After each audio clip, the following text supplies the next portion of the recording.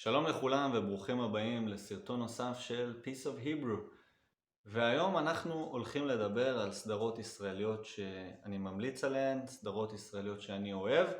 לפני שאנחנו מתחילים אני מזכיר לכם להירשם לערוץ, זה ממש עוזר למי שכבר נרשם, תודה רבה. ועוד דבר חשוב חוץ מלהירשם זה ללחוץ על הפעמון, כי ברגע שאתם לוחצים עליו אתם מקבלים עדכונים גם על סרטונים שאני מעלה, גם על פוסטים שאני כותב לכל הרשומים.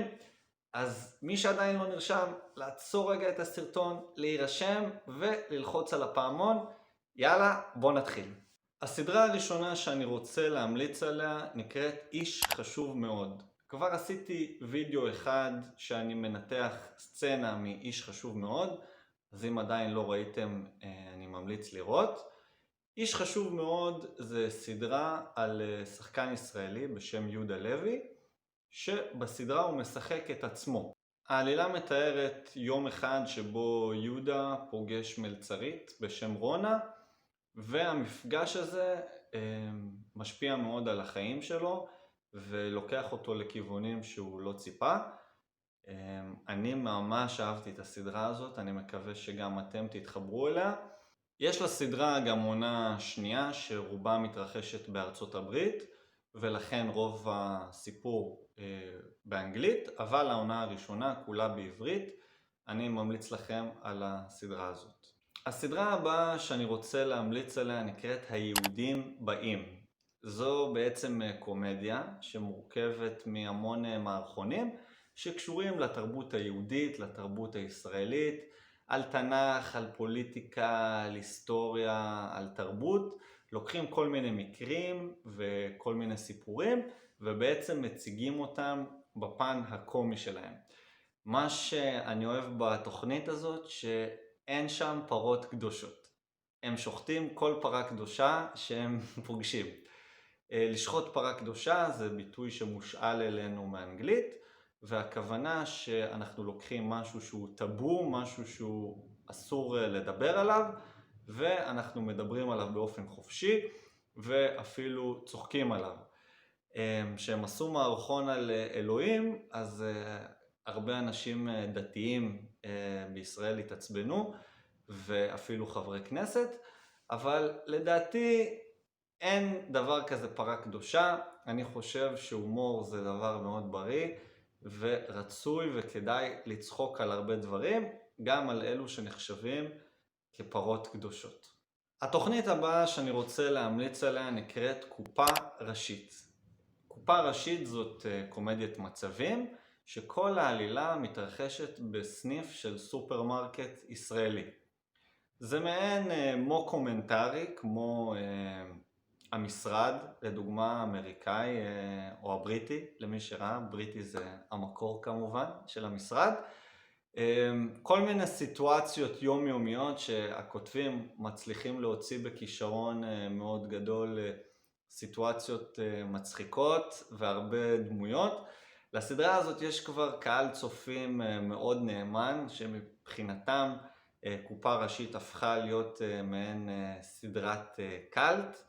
אז אם הרבה חושבים שזה סדרת קלט, אולי גם אתם תתחברו, אז יאללה, תנו לזה צ'אנס. הסדרה הבאה שאני רוצה לדבר עליה נקראת שטיסל. שטיסל זה סיפור של משפחה חרדית בשם הזה, משפחת שטיסל, שגרה בירושלים. למי שלא יודע, החברה הישראלית היא חברה מאוד מגוונת שמורכבת מקבוצות אוכלוסייה רבות. אחת מהקבוצות האלה היא החרדים. הם מהווים בערך בין 10-12%